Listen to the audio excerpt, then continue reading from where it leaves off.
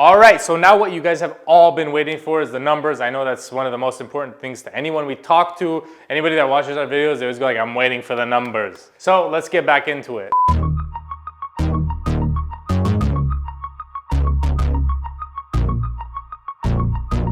Welcome to this week's video where we're going to go over the garage door you can see behind me and all of the glass work like shower doors, and we're going to give them a little treat on our wine wall.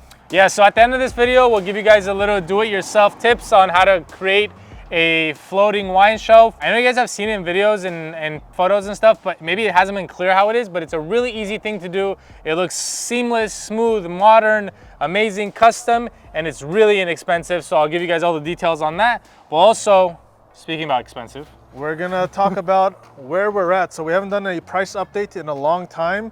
I think it's either 7 or 8 videos ago was the last time we gave a full price update. Today we're gonna go over where we're at and how much we've spent. So let's jump inside and talk about the garage door.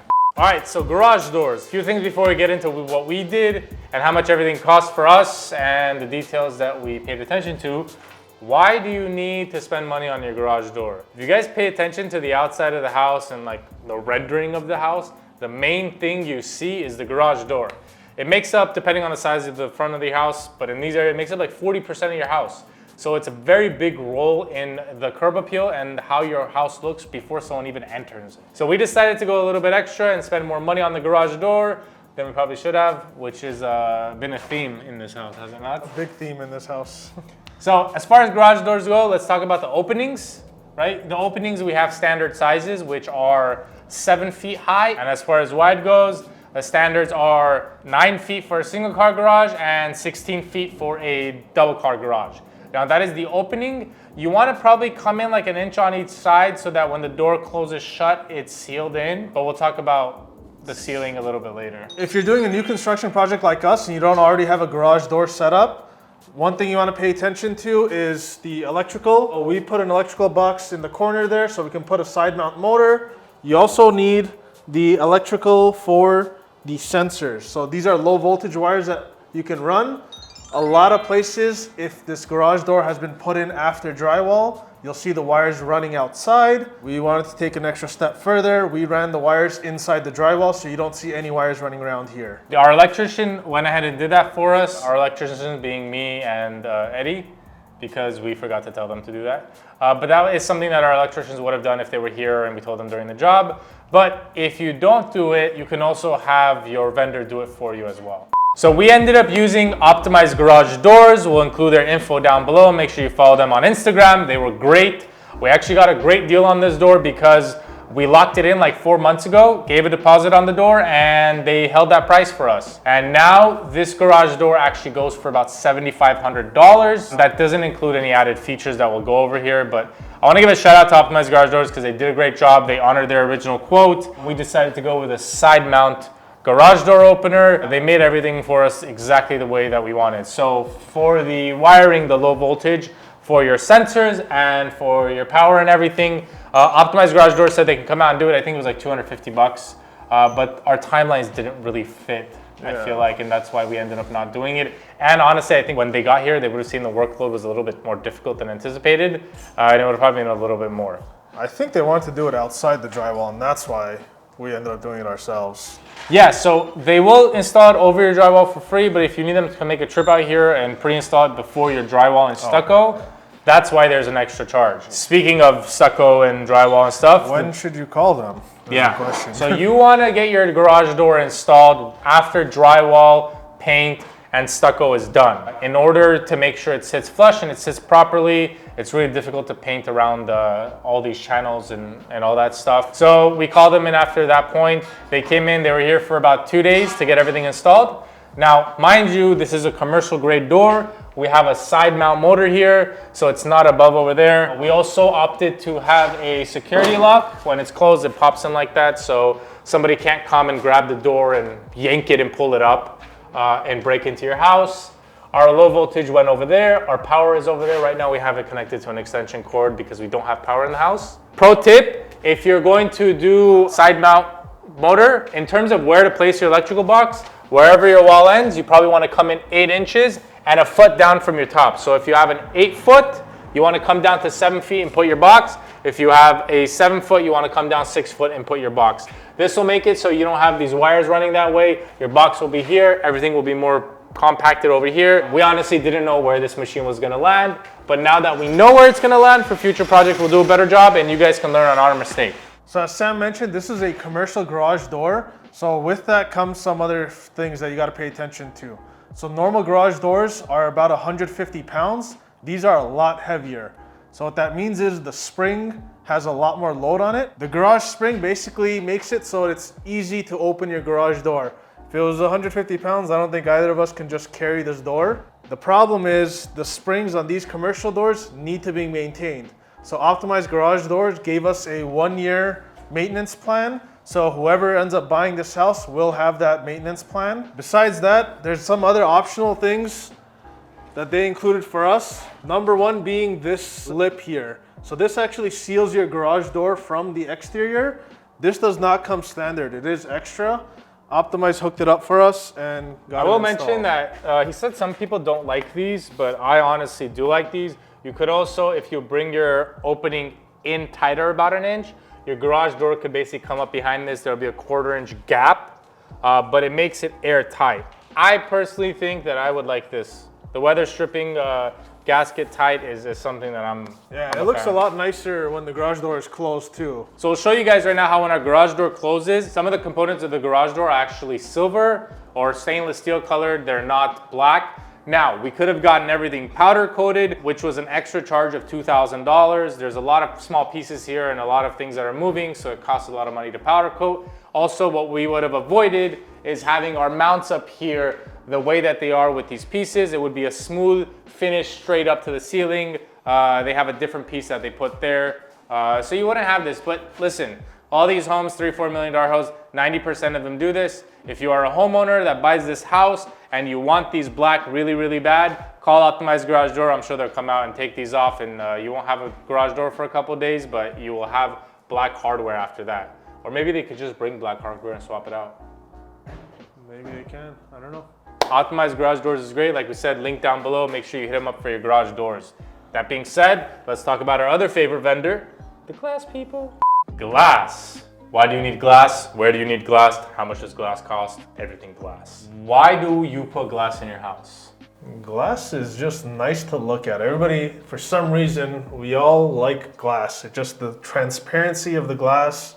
Kind of like how we're transparent with all our videos. We like looking at glass. It's just like this sexy thing. I don't know. Glass is functional. So this is a shower. Glass is also functional. You don't want water coming out on this side of the shower, so we have to enclose it. You got to figure out where you're going to put glass. That's the first priority when you're building is, do you want to have glass on your tubs? Do you want to have it in your showers? Do you want to have it anywhere else in your house? You want to figure all these things out because before you call the glass guy, you want to have all the work ready for them. Most glass people also do mirrors, so if you want custom mirror cutouts and things like that, make sure to mention that as well. Once you've decided how you're going to set up your glass in your different showers, you have to ask yourself, do you want towel hooks? Do you want a towel bar? What kind of hardware do you want? So we opted to upgrade our hardware. The current installed hardware is the rounded edge hardware. But we wanted the square hardware. We're paying an extra $120 for the square hardware. They're gonna come by, switch them out. They're gonna come by, put these towel hooks right here. I don't know if you can see these holes in the camera. You tell them, hey, I want towel hooks, I want handlebars, I want this, I want that. They measure it all out and they make your glass. Towel hooks, towel bars, everything that has a protrusion on the glass needs to be decided before they bring it in. Because once they order the glass, there is no more changing it. You cannot put holes through this glass. You can't do any of that. You also have to decide what type of glass you want. Two main types. There's the regular glass, and I'm sure you've seen glass that has green tint to it. The reason for that green tint, that's the standard glass, but it's most evident if there's a white background on the back. If you don't have a white background, as in our gray tiles is not white, you won't really notice the green tint. The other option is to pay 30, maybe 40% extra and get what's called Starfire glass. By the way, that's 30 or 40% extra on top of the total cost, including installation. So I think the glass price almost doubles probably. Yeah. You get Starfire glass or low iron glass. Starfire is just a brand name for it, but you get low iron glass and it's very, very clear. Because we didn't have white backgrounds, either here, our office bathroom, or our wine wall, we didn't need to opt in to pay that extra money. Here's the wine wall. I'm gonna show you guys how we did our wine rack. It didn't cost us a lot of money. We got 2 of these wine racks. I think it holds like 30 or 40 wine bottles, and it cost us $300. All we did is, this is a 1x2 iron bar, and we have 2 2x4 plates that are welded up top and bottom that are recessed in, giving it this seamless look. They're both bolted down to backings up top and at the bottom, so this thing can probably carry like 200-300 pounds. I doubt you have that much in wine bottle weight that can go on here. So how do you make one of these? You order this tube, whatever height you need, 1x2.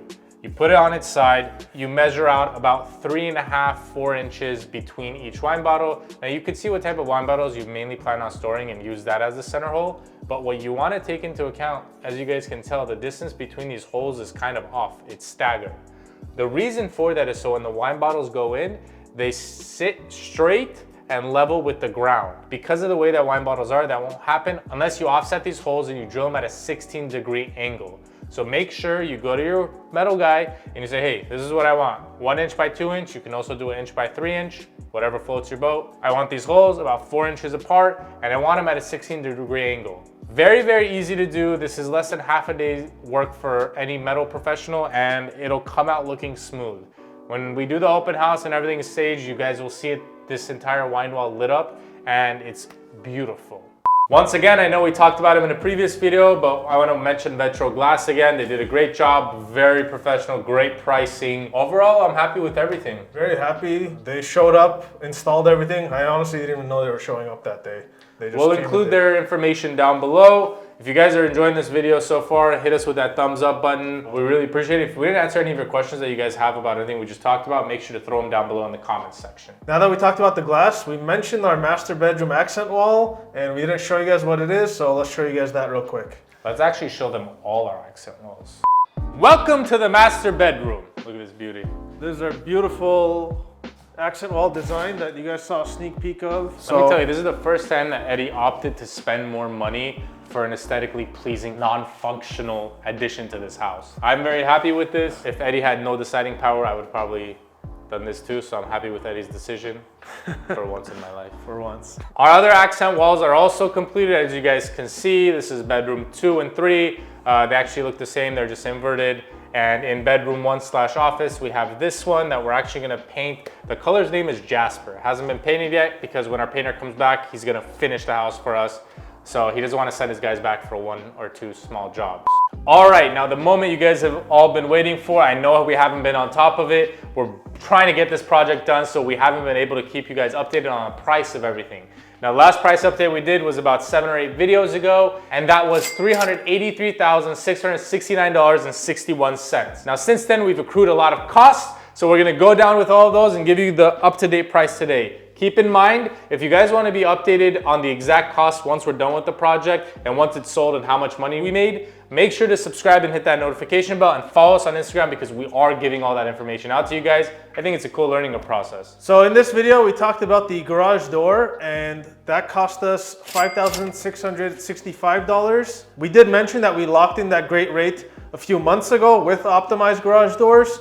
It would be about $7,500 or more. Depends on how the ports are. If they open up, maybe it goes down. We don't know. We did see that optimized garage doors was the best price on almost all the types of doors that we looked at. They have all different types of doors, so depending on what your budget is, reach out to them. I'm sure they'll give you a great price and they'll definitely do a great job. So glass, we had 3 glasses, and we had the master, which cost this much. We had the wine wall that cost this much, and we had the office that cost this much, bringing the total to $4,975. We switched the handles on some of the doors, which was an additional $120, bringing our grand total to $5,095. As you guys can see, the wine wall was the biggest expense here. That puts things into perspective for you guys when you're planning out your house. For the accent walls, we did have the material for bedrooms 2 and 3. Because of Eddie's mistake, but anyways, continue. That we got to use, unlike Sam's mistake. Continue the video, dude. Don't. So that material included the labor for those 2 bedrooms, the material here, and the material in the office, labor, all that was $4,500 for our accent walls. And it was well worth it. Obviously, you guys can see the house has been painted, doors have been stained, the paneling behind us has been stained, the other one's been stained, only the office bath hasn't been painted, that will be. The total cost of the paint was $11,500. Now they're not finished yet, but they will be finished in the next couple of weeks. So the total flooring cost was $17,952.52. So add that all up and we get $428,382.12. That is our magic number. If you guys want to chip in for this house, DM us on Instagram. I'll give you my Venmo and everything. But until then, we'll see you guys next week with more updates, hopefully with the done pool, landscaping. I don't know. I don't even know what's going on, but we want to be done by the end of February. So we'll see you guys next week.